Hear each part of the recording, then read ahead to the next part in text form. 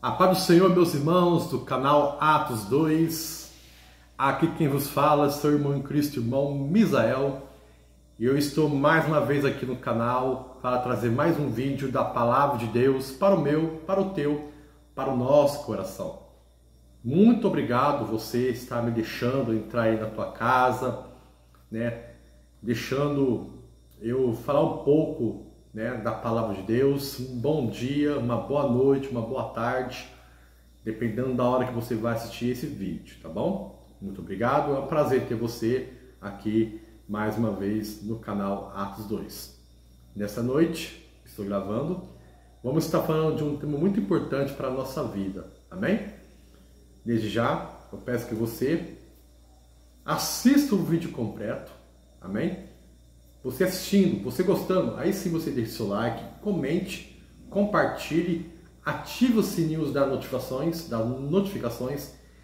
e você se inscreve, tá bom? Fazendo todo esse processo, você está dando um aval de confiança para o YouTube divulgar os meus trabalhos, os meus vídeos.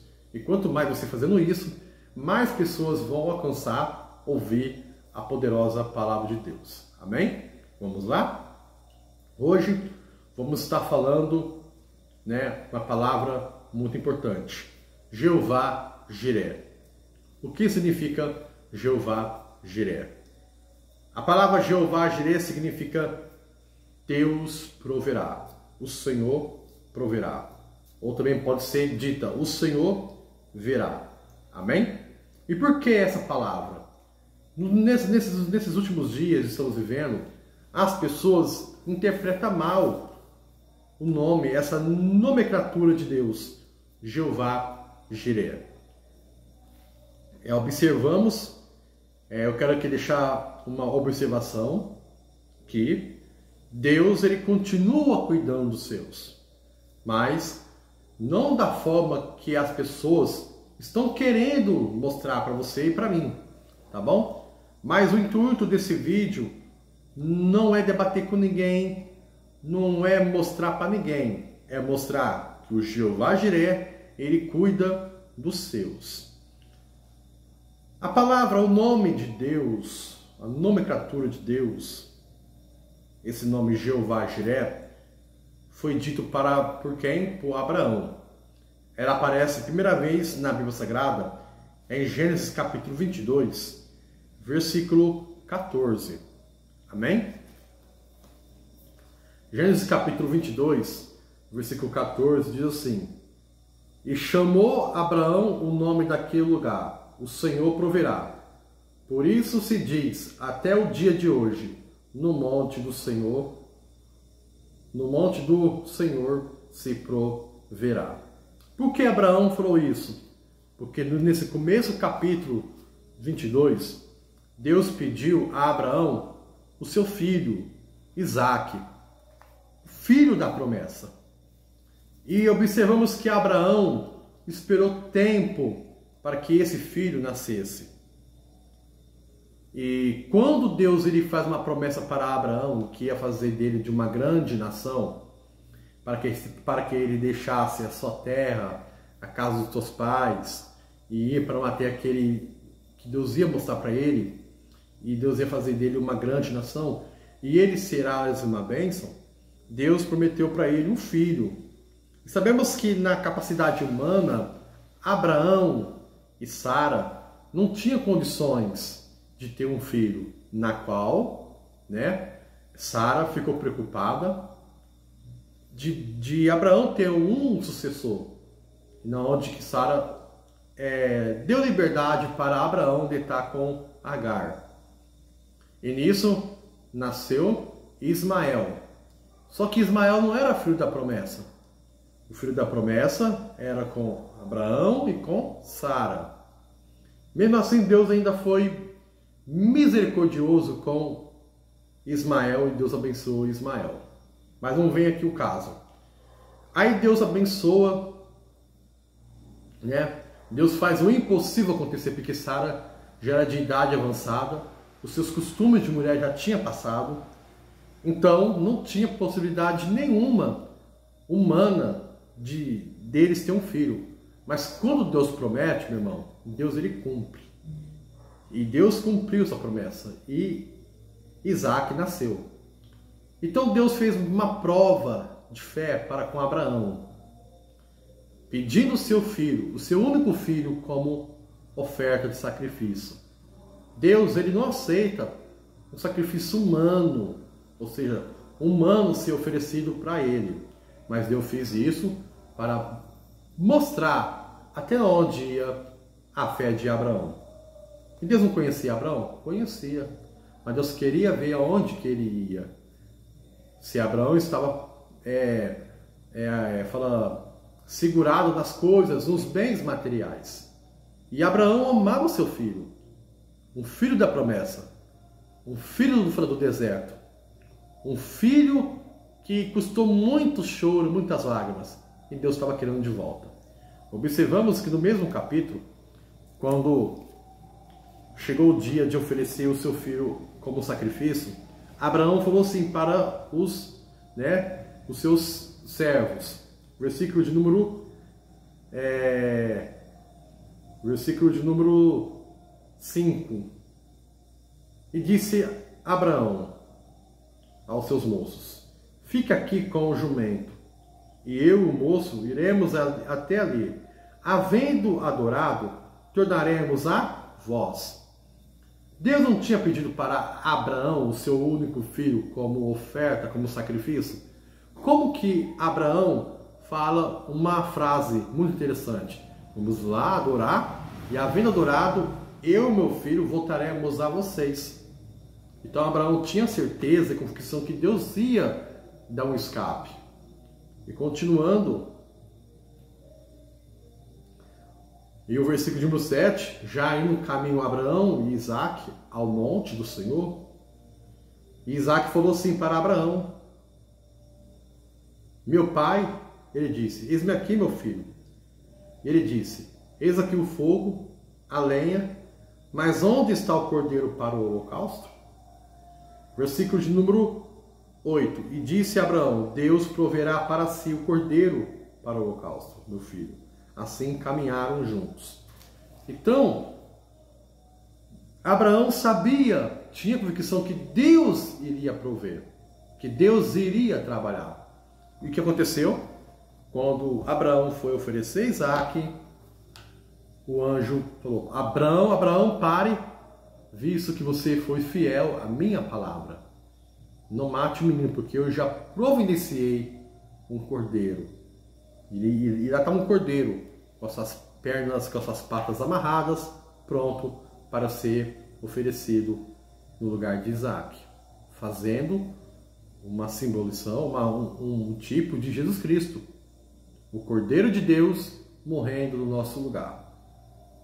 Eu quero dizer nesta noite que Abraão não esperou a intervenção divina para falar que Deus era Jeová Jireh. Antes mesmo de ofertar o seu filho para Deus, Abraão já estava falando: Deus proverá. Então aqui é a primeira vez que aparece essa nomenclatura de Deus. Um dos atributos de Deus: o Senhor prove todas as coisas. Então o que significa o nome Jeová Jireh? Significa que Deus está disposto a cuidar da gente, pronto a nos socorrer, pronto para nos auxiliar. Deus ele é capaz de suprir todas as nossas necessidades, sejam elas materiais, emocionais ou espirituais. Então Deus está pronto. Jeová Jireh é um lembrete constante de que podemos confiar em Deus em qualquer circunstância. Amém? Então, o que significa Jeová Jireh? Significa que Deus prove todas as coisas, que Deus vê a nossa necessidade. Mas para que isso venha acontecer, a gente precisamos ser fiéis ao Senhor. Deus não vai prover na minha vida se eu não for fiel para com Ele. Ah, então é uma barganha, Moisés? Não é uma barganha, isso se chama justiça. Quando eu entrego a minha vida ao Senhor, eu estou colocando na mão de Deus total liberdade para que Ele venha trabalhar. Ruth também, ela viu a providência de Deus na sua vida. Ela viu. Ela abriu mão de tudo, dos seus deuses, das suas crenças, e veio abrigar debaixo das asas do Deus de Israel, do Deus de sua sogra, Noemi, na qual Boaz, ele falou isso para Ruth. Ruth, capítulo de número 2, versículo de número 12, diz assim, a poderosa palavra do Senhor.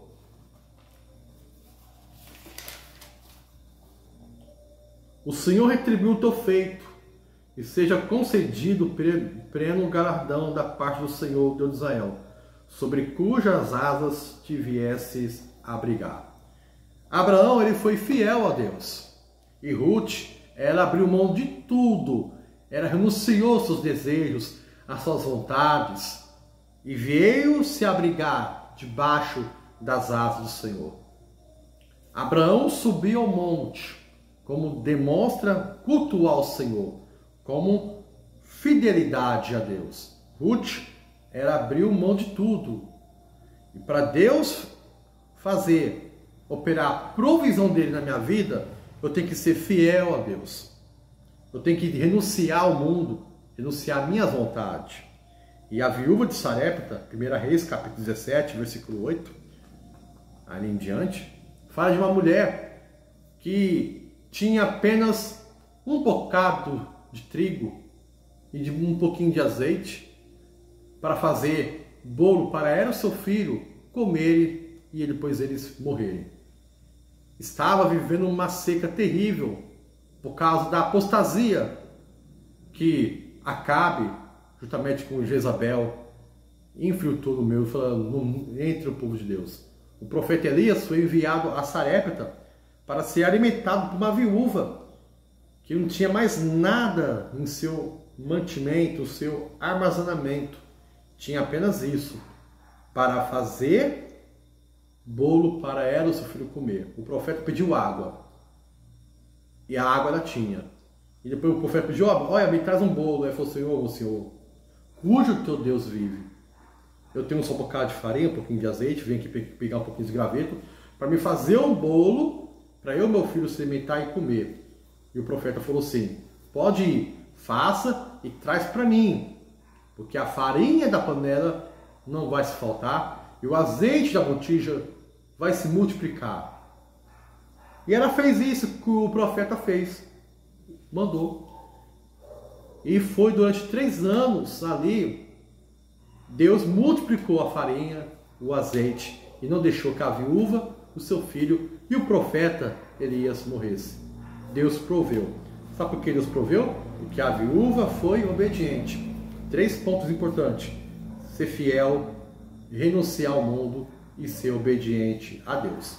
Tendo essas 3 atitudes, nós estamos dispostos, estamos sedentos, estamos prontos para receber a providência de Deus. Então, Jeová Jiré significa o Deus que prove todas as coisas. Talvez você não ainda viu a providência de Deus na tua vida, mas você tem que fazer a sua parte.